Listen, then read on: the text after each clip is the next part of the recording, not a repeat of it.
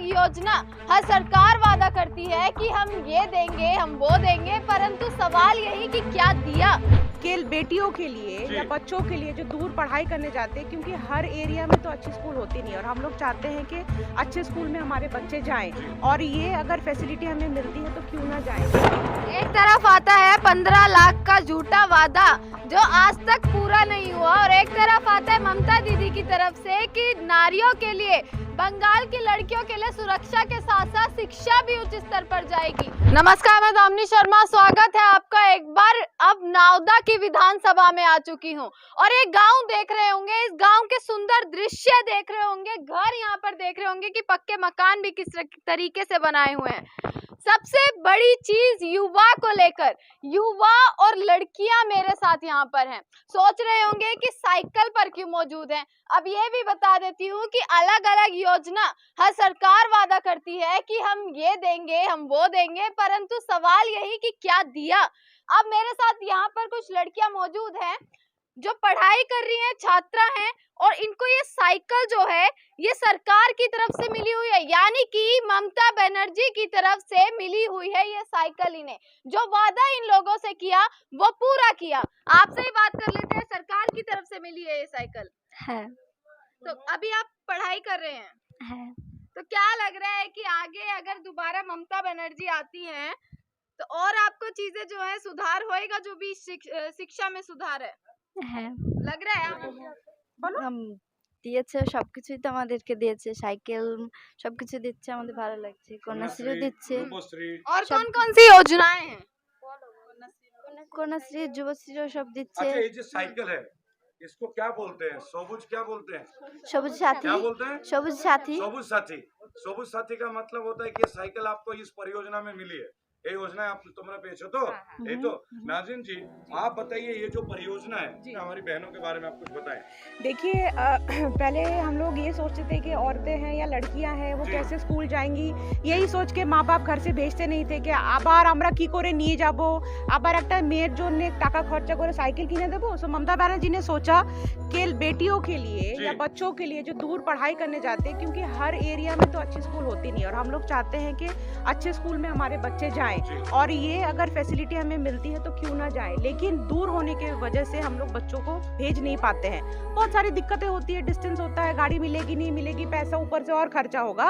तो ममता दी ने हमारी सोची कि फिर हम लोग बच्चों को साइकिल देते हैं, साइकिल चला के वो स्कूल जाए, उनकी पढ़ाई में जो है वो और बढ़त हो, एक साइकिल की वजह से या यातायात की वजह से ये पढ़ाई रुक ना जाए। तो यही सोच के हमारी ममता दी ने बच्चों को साइकिल दिया है।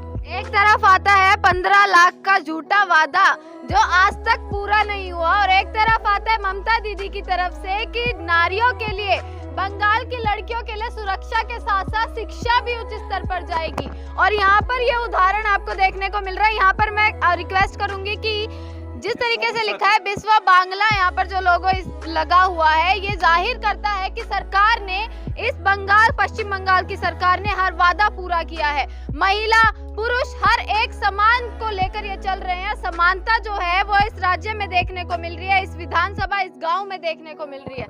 कि बंगाल में एक कल्चर है, देखिए आप ये देखेंगे मेरी बहन के साथ जो है ये बांग्लार गौरव ममता, ठीक है ना, बांग्लार गौरव ममता, यानी बंगाल का जो गर्व है वो ममता दी है। और बंगाल में गर्व महसूस के लिए वो अपने नाम की ब्रांडिंग नहीं करती है, वो इस चीज का ब्रांडिंग करती है जो आप देख सकते हैं, ये मेरी छोटी बहन के लिए या उनके लिए और बंगाल के तमाम लोगों के लिए। और यहाँ से वो एक मैसेज देती हैं कि विश्व के राजनीति में, भारत की राजनीति में महिलाएं एक बहुत बड़ा रोल प्ले कर सकती हैं। जैसे कि आप नाज़रीन जी को देख रही हैं, आप यहाँ भी देख रही कि हिजाब पहन के वो अपनी सभ्यता में भी है, वो साइकिल में भी है। Modernization along with culture, along with education, ये इसकी नीड है हमारी देश की। वहाँ की तरह हम स्मार्ट सिटी बना देंगे, 15 लाख आ जाएंगे और हम पानी में जहाज चला देंगे, नहीं, यहाँ जमीन पे साइकिल चलेगी, और जब उचित समय आएगा तो जमीन पे कार भी चलेगी, क्योंकि हमारी बेटियां इसी साइकिल से पढ़ के कार का सफर तय करेंगी। सर, आपसे लौटूंगी आपके पास, इससे पहले मैं नाज़रीन मैम से एक सवाल करना चाहूंगी। एक नारी हैं आप, ममता बनर्जी भी एक नारी हैं, और एक नारी होकर एक पूरे राज्य को चलाना, जो देश को भी चला सकते हैं, केवल राज्य नहीं, कितना अहम भूमिका जो है वो निभाती है एक नारी। देखिए ये बहुत इम्पोर्टेंट है, क्योंकि मुझे लगता है एक नारी होके या औरत होके जो औरतों के बारे में सोच सकते हैं हम, एक मतलब मर्द होके वो सोचना थोड़ा मुश्किल है, क्योंकि हमें बचपन से यही सिखाया जाता है कि तुम मर्द हो, तुम बाहर काम करोगे, औरत हो तो घर पे रहना पड़ेगा। तो ये हमारे मर्दों की प्रॉब्लम नहीं है, ये हम लोग जिस जनरेशन से आ रहे हैं, हम लोग जिस जैसे बड़े करते हैं अपने बच्चों को ना, अगर शायद मेरा भी बेटा होगा तो वो इसी सोच से बड़ा होगा, क्योंकि वो आजू बाजू नेबर के भी लोगों को देखेगा कि अरे लड़के तो जा रहे हैं फुटबॉल खेल रहे हैं, उन्हें यही सिखाया जाएगा कि बाहर खेलना होता है, लड़के जो होते हैं वो रोते नहीं हैं। तो ऐसा नहीं है, रोने से कोई छोटा नहीं हो जाएगा। अगर दिल में दर्द है, 2 आंसू अगर निकाल लोगे तो मन हल्का ही होगा। तो एक नारी होना, औरत होना उतना ही इम्पोर्टेंट है। मुझे लगता है कि एक माँ जो शिक्षा दे सकती है, एक माँ जो परिवार को प्यार दे सकती है, वो एक पिता नहीं दे पाता है। उनके दिल में भी प्यार होता है लेकिन वो दिखा नहीं पाते हैं। तो इसी तरह अगर एक राज्य का मुख्यमंत्री जो है वो औरत है, तो वो दर्द सह के, वो दर्द फील करके, वो जान के कि एक औरत कैसे गुजरती है अपने सिचुएशन से, और बाहर जाना कितना मुश्किल हो जाता है, घर से निकलना कितना मुश्किल हो जाता है, उसके लिए एक राज्य को सेफ फील करवाना कितना ज़रूरी है, औरतों के बारे में सोचना कितना ज़रूरी है, ये एक औरत के बगैर कोई नहीं कर सकता। कोई ये ना कहे कि बंगाल पिछड़ा है। बंगाल ने देश को और विश्व को बहुत कुछ दिया है, बराबर, और बंगाल ने ही देश को ममता भी दिया है। ये वही ममता है जिनको मोदी जी दीदी बोलते हैं। दीदी मतलब बड़ी बहन, आपको समझना होगा। तो मोदी जी से बड़े कौन है? दीदी।